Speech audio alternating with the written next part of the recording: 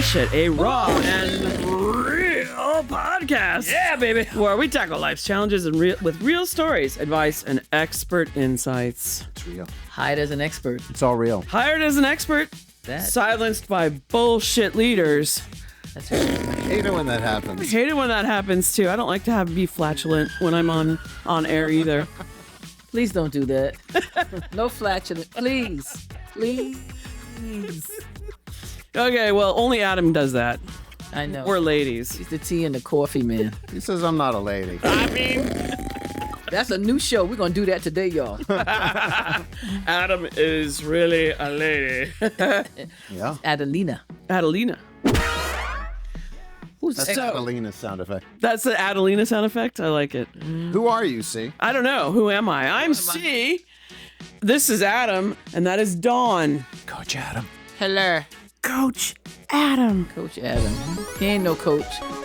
Fake. What? He ain't no coach. Oh, that's not cool.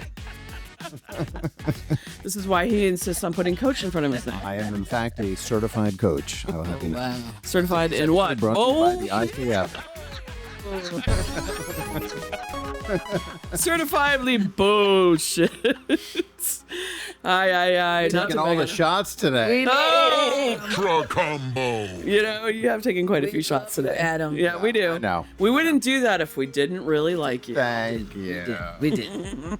But he is the only male here. Yes, he is. But there's more than enough of him going around here. I mean, Absolutely. We got another male as a guest. that's true. Well, Yes. we've had many males as guests. I mean, we might.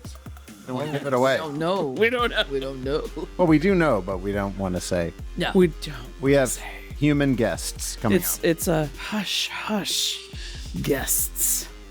So what do you think about this topic today? Well, I know there's a lot of this been going on. Silenced by bullshit. I know there's a lot of this silencing by leaders. For Yeah. I think they tried to silence me. Yes, so what is you have some very You personal have some experience. personal experience. The lamb. Oh boy. Of them.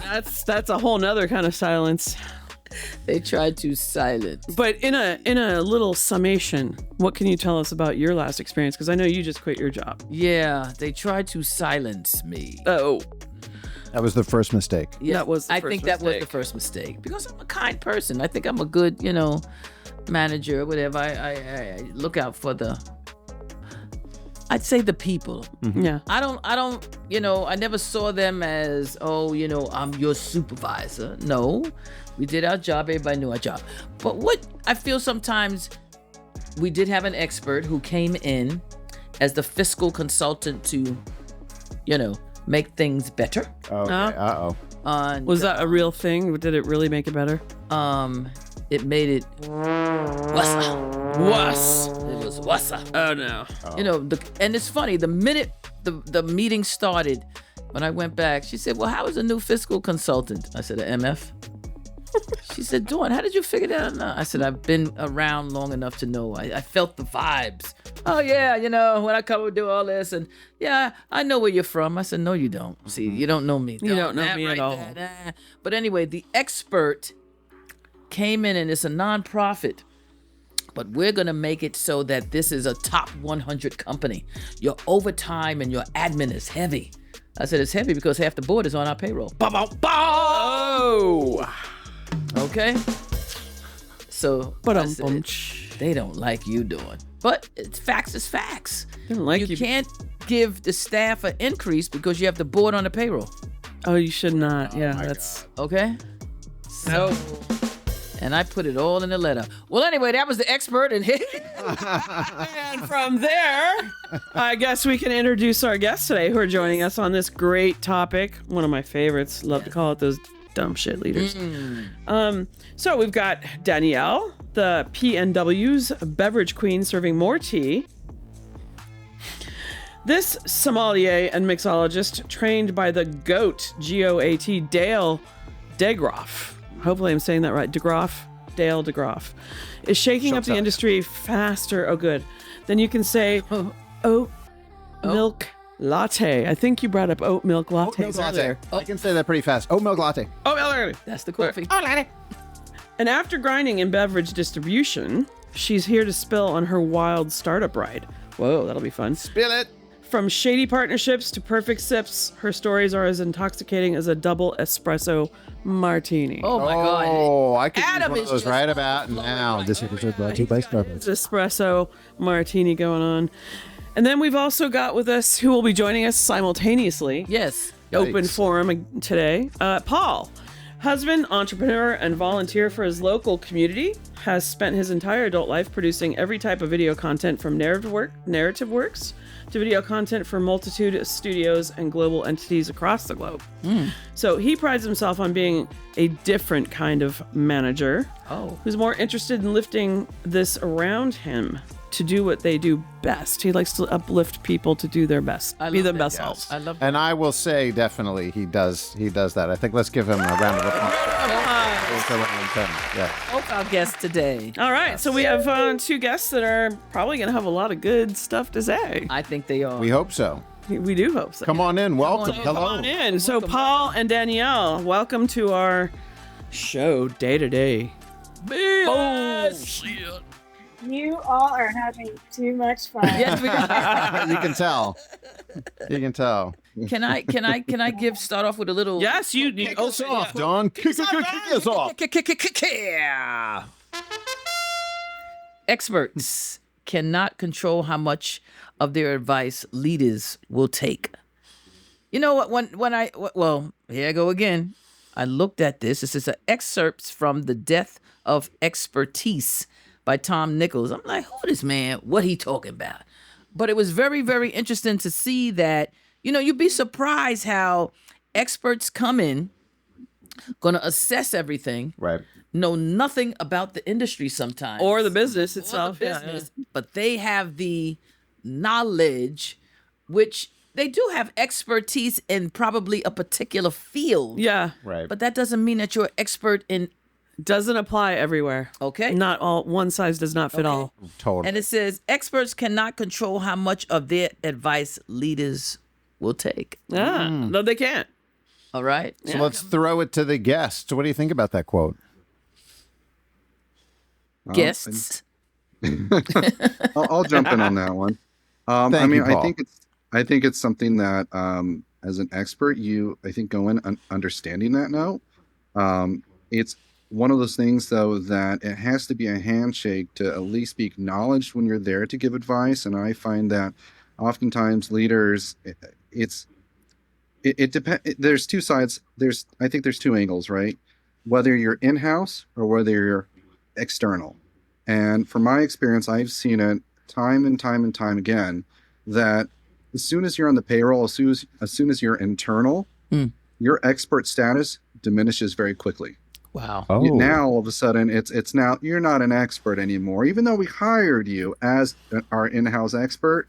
Now because you're an employee, and by the way, your boss, and you're down here in the pecking order or wherever, you are now just a worker bee. So we'll take your so-called expert opinion under advisement possibly, but a lot of times leaders don't even want to hear that. They just brush you off. But then if you're on the outside, all of a sudden everyone's like, oh, you're on the outside, you really must know what you're talking about. I've seen it through and through and so many times. So the consultants are the experts, not the experts that they hired. That's just what I've seen in my neck of the woods. But Yeah. I don't know What do you think accounts for that? I don't know. I think just, I think titles get to people's heads. Interesting. I think that all of a sudden, if your titles are really big, especially in corporate America, I find, but for whatever reason, it's, oh, I'm a VP. I don't need to listen to you. I'm Yes. the VP. I'm up here. I speak VP talk. I speak C-level speak. Now your expert talks, so now that's, it's gobbledygook. I don't care about that. I think that when you're on the outside, though, coming in, because they've hired you, all of a sudden they're paying you. It's a different transaction, because now they're like, oh, we're going to you, so we need something from you, and we're paying you, and they see it differently. I don't know. Well, that's interesting. Maybe there's, this idea of cognitive dissonance, so in other words, like if I, as the company, have paid the money. So, it's one thing if you're like, on salary, you're kind of just like part of the company now. But if you're hiring an expert, that's like separated out as a budget item, right? Right. And now sort of the pressure is on, like the onus is on whoever hired that person. So it behooves them to think, well, yeah, this expert is bringing a lot of value. Like, didn't I do a good job hiring them? I wonder if there's like some cognitive dissonance. Like, you don't want to be the idiot who paid a consultant and then got nothing out of it. I mean, there's a lot of places that do that, though. There's a lot of consultants that are actually just consultants, but are they really? I mean, there's For those of you just listening who can't see, she was doing an air quotes there. but we're on video, so Adam, they could see. Some can, but let's not alienate the podcast only listeners. Danielle, please weigh in. I mean, I 100% agree with you, Paul. When you're on the payroll, your expertise, quote unquote, definitely gets set aside, especially when they hire on consultants. And what I've seen with leadership is that, the good leadership obviously doesn't lean into their expertise. They floss. They're graceful, and they're excellent communicators. They're humble. It's the leadership that leans into their, MBA or their PhD, and their expertise that doesn't really show you the money, that those are the leaders that are bad bosses that I've experienced in my life. The bad boss. The bad boss. We know something about the bad boss. Yeah, we do. Yeah. Oh yeah, I think everyone. I wanted to add too. It's even the dissonance part. Even though and again, I have very, very specific examples about this, but I'll just summarize that I've seen it time and time again. Just even at my last place, I'll be more specific about that. We were in there, and me and other experts that were on payroll had reports, documentation, presentations. We had done numerous presentation, advisements, meetings, explaining, hey, look, we are aware of all of this from day one. We have budget proposals. We had everything laid out. We identified all of these issues, but also had a number of solutions. And our leadership never wanted to hear it. They just always, oh, thank you very much. And time would go by. And as soon as they hired some outside consultants who came in and gave the exact same answer, all of a sudden, oh, these guys know what they're talking It's a about. great idea. Oh my God. It's a great idea. Waste of fucking time and money. Just Seriously, that gets a boo. It's, It's demeaning, It is. okay? yeah. Then the thing is, they hired you.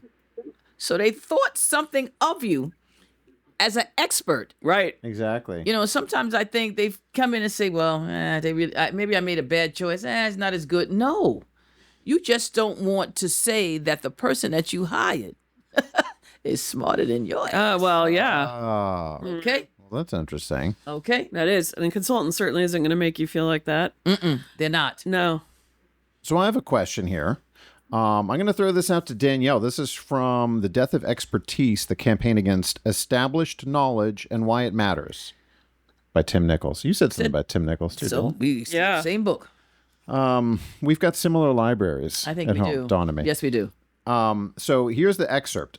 Today, everyone knows everything. With only a quick trip through WebMD or Wikipedia. Yeah. Actually, we need some sort of sound effect. Oh my God. How many people have looked at something on WebMD and just, jumped to the absolute wrong conclusion? Yes. Average citizens believe themselves to be on an equal intellectual footing with doctors and diplomats. So Danielle, how have you experienced that idea as an expert in your field, in your career?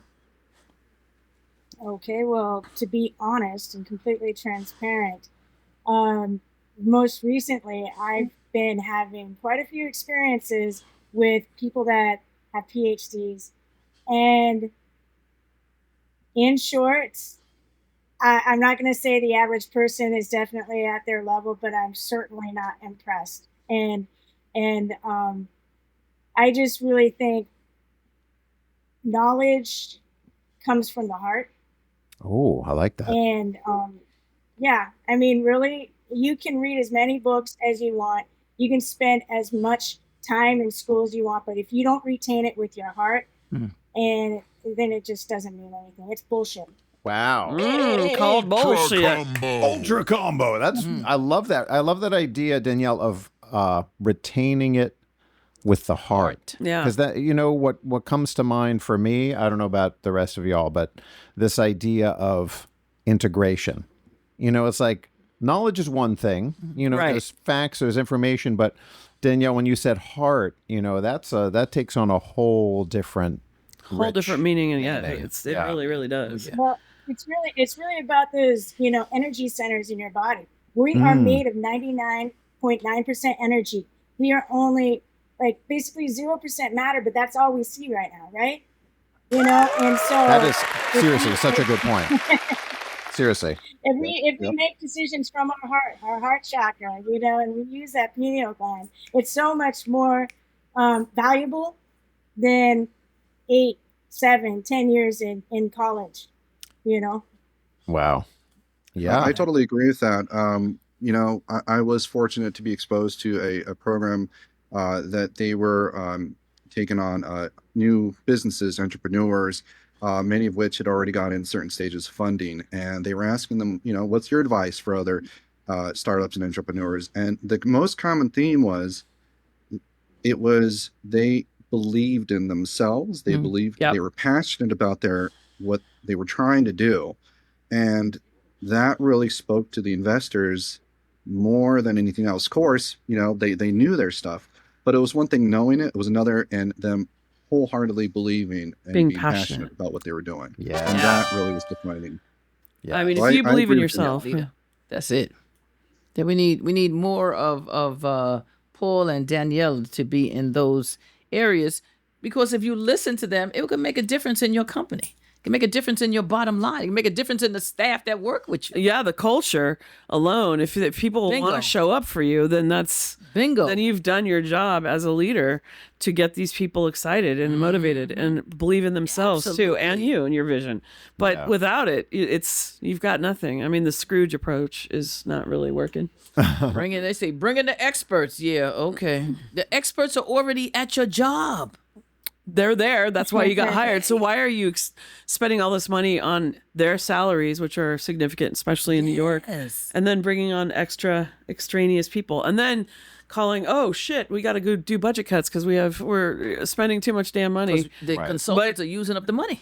Yeah, and some consultants get paid a disgusting amount of money. And you know what I noticed? Not to say, well, now that I'm not at that job, the girl says to me, Dawn, we didn't pay our bills, but the first thing we do is pay the consultant. I said, ain't that special? Of course. Yeah. What? Ain't that special? You didn't pay the rent, but you paid the consultant. Oh my God. Yeah. What's that about? How did that, how do we change it? It starts from management. Yeah. Really, because That's a when I tough was one. paying the bills, when I saw his bill, I said, you wait. I pay my rent for both, with different sites. Yep. Make sure the health insurance, the dental, the vision, and all of that was taken care of. Then I pay you. Yeah. Right. Wow. You got to take care of your Don- company, your people first. I mean, Yeah. Yes, Who Paul. else was aware of that, Don? I'm sorry? Or who else was aware of that fact? At Or your was company, that widely known, or? The board didn't know. they didn't know. No, but she's new. This new CEO is new. And she depends on him. She doesn't have no fiscal management skills. So she relies on the expert because she doesn't believe that me and the other guy know what we're doing. Wow. So you had the same boat. Yeah, absolutely. I bet you they figured that sugar honey iced tea out now. So what do they think they're doing now? Are they is scrambling? gone. They're probably scrambling over there yeah. without you there. Oh yeah. Oh yeah. But Danielle, so what do you think can be done to make a positive change in the right direction? That's good. Communication and organization Big is time. paramount, and it's so simple. It's just like love. We all have our idea as to what love means. We all have our idea as to what organization and communication means. But why is it so hard? Yeah. I mean, you'd think, Why is it so hard? why is it exactly? Because communication isn't that difficult. Well, at least not between the three of us. Exactly. Easy. But yeah. I don't easy know. I think communication is actually quite difficult for people. Oh, Even though You think so? Because yes, think of how many times you see it in every single post, everywhere. It always, why is everyone saying communication? In an over communicated world that we live in, with every possible means of communication and tool and all of this, we are the worst at communicating, it seems. As a whole, I feel that's just my thought, because you see it at every level. It's in every business, it's in every organization, and it's, you know, the leader. And there's like this, it's this weird thing. I was in a meeting. I finally snapped. I had a moment where I was just very displeased, and normally I don't speak in this meeting. There was like 20 people in here, and it wasn't my meeting. I'm just supposed to like just kind of be in there. And you know, there was this event that was disastrous because senior leadership didn't prepare, didn't read the notes, didn't want to hear anything, just went in, and all of these things were just, it was just, we pulled it off, but it was because we were throwing enough mud on the wall that something finally, you know, stuck. But you know, in this meeting, everyone was congratulating themselves. Oh, we did such a good job. And I'm like, I raised my hand and I said, I'm sorry. That was shit. Am I the only one? Yeah, really. Flag.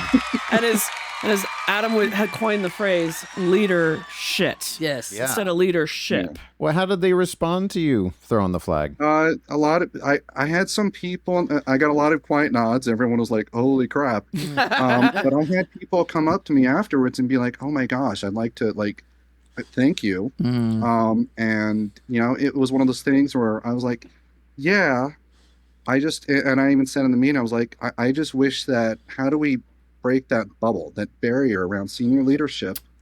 You know, we can talk all we want, but somehow it's like senior leadership is really good at putting a protective bubble around themselves. Wow. And that's where everyone else below the line just takes, you know, we take the hits. And Well, it's all about politics, right? Yes. Yeah, that's it too. And I'm wondering, like, if enough people complain about the leadership, does anything really happen with that? I mean, whether there's complaints to HR, whether it's like within each other, or whether you go set them aside and say, you know, I really don't think that this is a good idea. We should not follow this path, but go down this one. I mean, Get fired. that was my next question. Are people doing that? Is that even something that's, you know, permissible, or are they going to or are they too scared they're going to get fired, or are they ever called out on their bullshit, I guess, essentially? Yeah. Well, it seems like a key component that's missing here is listening. Yeah. You know, you mentioned, Paul, you know, communication, that there's so much communication going on. But I was thinking, well, it's not necessarily communication. It's like message propagation, right? So things are being transmitted or put out there, but it's not really communication until there's listening. And then kind of like what you were talking about, Danielle, you know, in terms of like, internalizing it and processing it and connecting it to the heart. There needs to be thoughtful listening. Otherwise, there is no communication. Yeah. It's just bullshit bouncing off different people. Yeah. Like, here, now you take the potato. Yeah. No, you take the potato. Yeah. Yeah. But I don't know if that... Well, and that's why everything takes so long, too. Wow. Yeah. The heart is sensitive. So a lot of times people don't even want to address or put that into play. Oh no, at work. It's very scary. Okay, very scary to you know, come from the heart. Yes. Yes, it's tough. You know, I know sometimes I would talk to them and the girl would say, "Are you getting ready to cry?" I said, "Well, I am a little sensitive." Yeah, because it bothers me that, you know, I would love to give y'all more money, but it my hands are tied. Yeah, not in your, You know, what a great thing that you're bringing that level of passion to the workplace. And isn't it sad that, you know, oftentimes feeling things strongly, you know, emotions, is seen as like not professional. Yeah. Then they say, "Oh, you're not acting professionally." What is that? What could be better for a company than people feeling passionate so connected? About, right. Yeah, that it's giving an emotional. Yes. Yeah. I mean, some of those companies out there actually offer all kinds of great stuff. I mean, there's not that many, but like over the years, I've noticed. Can you list them? I'll give you a big list. Yes. I mean, just where they have They offer all the health and wellness benefits to. They offer them a gym. They offer them yoga once a week. Like they have little meditation rooms, stuff like that. Just that makes a difference, and Yes, people it can does. like just unwind during the day if they need to, or take that moment to go, just regain some energy from the suck of the day. Yes. And it's nice that that's available. Be so more productive. It's way more productive. Like if you're over someone trying to be productive, you're never going to get what you want for them. Like the micromanaging and pulling all that crap never works. If anything, it makes the work suffer. I always wonder though, because I feel like I've been in places where they're like, oh, they have a gym, they have this, and at the same time, you're almost it's like if you do take time away, then all of a sudden, oh, you're not working. Well, that's something. You're not busy. There's always like this. It's like great that stuff is there, but I always feel like, at least from what I see, I'm like, oh, that's only for like senior leadership. They say it's for us worker bees, us lowly people, but I know I've been in places where like people are always watching you like, oh, okay, so so not working as hard as the rest of us. It's mixed messages then in that case, right? It is. It's like you're given this thing to take advantage of, but then like you said, Paul, remain healthy. But and I did have that set up. I did that when I was working in the city at one company we won't mention. But yeah, that was the same, completely the same thing. I had children. I liked to go to the gym. I did, so if the children were sick, I'd have to call in. My husband and I would trade off on who would stay home. Oh, you did it last time, I'll do it this time. Or if I wanted to go to the gym during my lunch hour, it was like, you were 10 minutes later. Well, I did kind of need to take a shower, but why is the gym there? It's, but then my boss didn't have any children, but he had pets. And then when the pets finally got sick, it was like, this is a nightmare. I can't show up to work. I have to be there. My dog's dying. I'm like, and that's what my kid, they were sick, and they were like, oh, yeah, okay. I'm like, so he was changing for him, huh? Right. Yeah. So he finally got a glimpse of what that is, but that's still not the same thing. Well, and also just from a cost benefit analysis, like if you're taking an extra 10 minutes because you got a good workout in, you're going to be that much more productive. Absolutely. And more energetic too. Yeah. Definitely. Yeah. I have something here. I thought this was interesting from a LinkedIn post by Marion Sands called "What Happens When Leaders Don't Listen." So I'm going to throw this out there to Paul or Danielle, whoever wants to jump in. A leader who doesn't listen, it doesn't matter how he began his journey, should say he or she, will eventually become a boss. And a boss who doesn't listen is to a company the same as a person who doesn't listen to their body. Which kind of reminds me a little bit about what you were saying about the heart, Danielle. Yep. So what do you think about that idea? I'm going to throw it to Danielle because I think, and there's something here as well, underlying, is that trust is missing in this. And I think that the difference between a boss and a leader right away, you're going to trust the leader, you're never going to trust the boss. That's the difference. Yeah, Paul, you're absolutely right. That does make the difference between a boss and a leader for sure. A boss doesn't listen, a leader does. And again, it all goes back to communication. It's really simple, right? That's beautiful.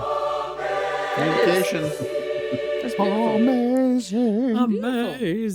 Yeah. That beautiful, as we would say. That beautiful. Yeah. Well said, Danielle, too. Yeah, and I mean, I think, and this topic is on fire right now, everywhere in the world. Oh yeah. It's like leadership is the most important thing in the workplace, is to have a good leader, and everyone will follow. Like if it's good leadership, but that's really the chief complaint, is that, especially now with the times of now, where people still want to not go in because they just got used to that idea. And now it's like, and before they weren't letting you in, but now they want you back, and people don't want to go back. And but then if there's certain cultures, if you can just work around, like make it 50-50, the 2 days in or 3 days in, 2 days out. Then it's like you're meeting halfway. Absolutely. This kind of, I've seen a few ads. It's like, it's in person every day. Bold print. Then you're not gonna get people.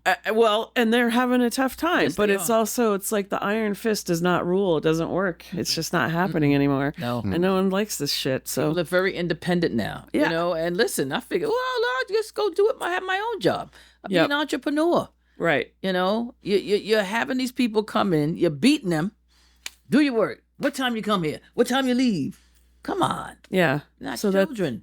Allow them to be independent. completely. Oh yeah. And that comes back to trust. Yes. It all goes idea back to of trust. trust. Yeah. Yes. Danielle, I'm wondering, have you ever had any experience in a company that, tried to kind of break down the hierarchy where it's more of, what do they call it? Where sort of everybody Sometimes people don't have titles. They choose to like just on the same level. Yeah, they want all to put just a everybody in the team. same level. It's just a team. That's Yeah. it. Have you had any experience in that type of work environment? Well, that's funny that you mentioned that because what comes to mind is this startup that I worked for. So it was like 2018, and I'm fresh out of sommelier certification. So I was armed with a palette refined for like, a third wave coffee roaster, and so naturally I dove in to work for a beverage distribution company. And here enters Bob. We're just going to call him Bob because I'm remaining anonymous, Okay. about all of this. I have some juicy stuff for you about Bob, though. Okay. Let's hear about He's like Bob. Bring it. so this dude's like a walking LinkedIn algorithm of success, like no joke, right? He's a venture capitalist, right? Youth sports coach, right? And church going, yes, Lord, absolutely, right? And he's got mega political connections. And so his resume was like super squeaky clean, thought he was an all-around good dude. We became friends. He even plays pickleball every Monday. No way. Like the world, like the world of sports for business elites, right? Mhm. Yeah.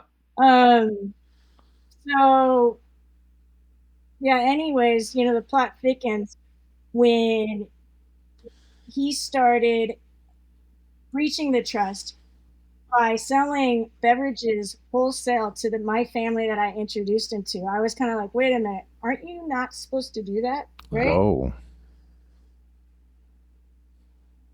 Because isn't that illegal?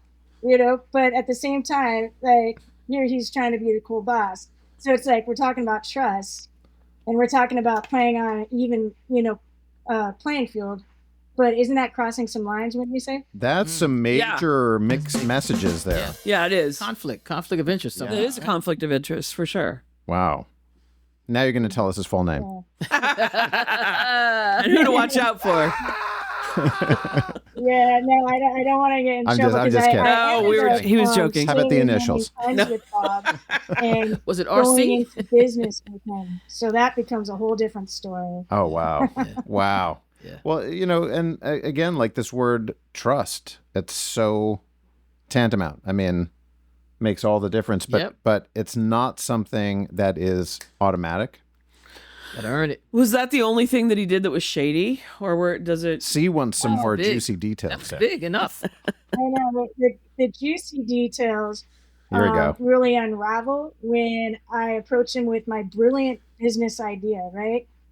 And it involved, and I got to keep this really general, major influencers that were going to explode this beverage idea. Wow. Right? And so, one of the first red flags with Bob was, when him and I went to take our parts in building the business plan, I could tell that his half was generated by ChatGPT. Oh God. No. He didn't even show up. Not okay. Not okay at all. And so because I knew Bob was really busy coaching soccer and baseball for his kids, and he also had his other businesses because he's a venture capitalist. He's busy playing pickleball and going to church and hanging out with his politically involved family. I just went ahead and I did his half of the business plan myself. Oh. Wow. Well, come to find out, there was other stuff that Bob did. Paul. I'm looking at your picture while I'm saying there is no, You just there's got no underlying me. Paul, You is just it got you? stung. Is that Paul, the was big it? reveal? Were you the bad Paul? boss?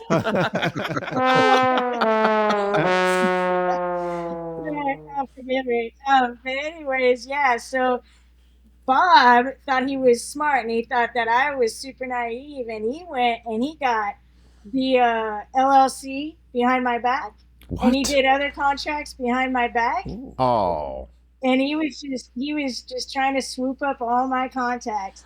And the reason why he was nutting for my contacts was because he tarnished his reputation, but I had no idea. Wow. Because I made another mistake and didn't do a background check on Bob. Wow. And you assumed, of course, that he was one of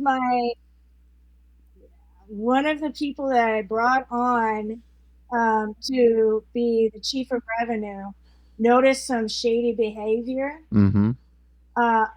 And then he did a background check, and he found out, and this is where the juicy stuff is, Uh-oh. that Mr. Bob had 167 fraudulent charges that had been expunged. holy shit. Oh my God. Wow. Wow.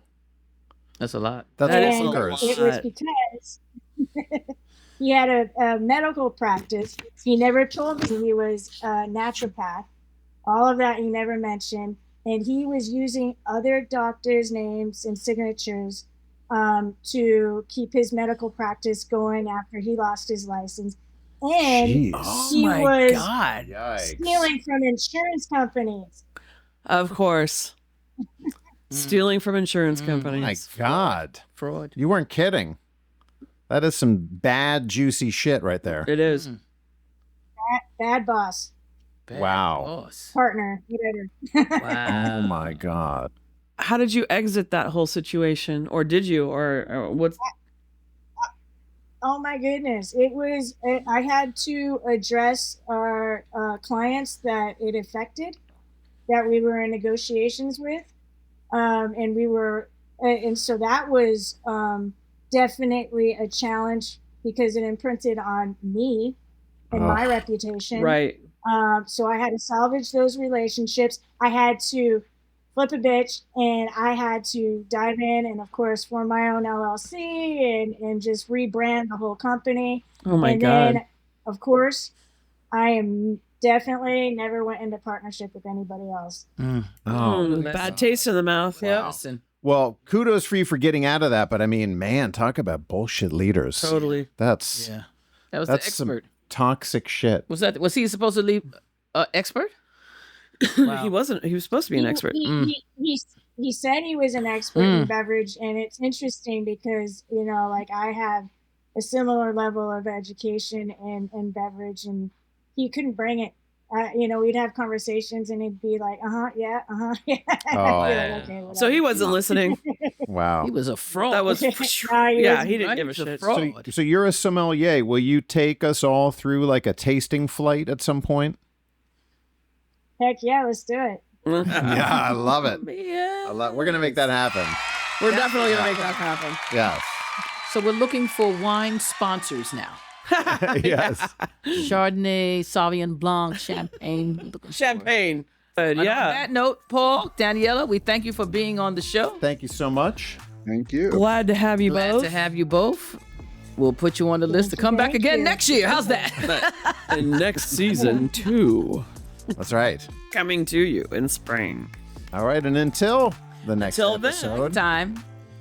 Thank you. See ya. Ta-ta. Don't Ta-ta want for to- now. Say that, Don.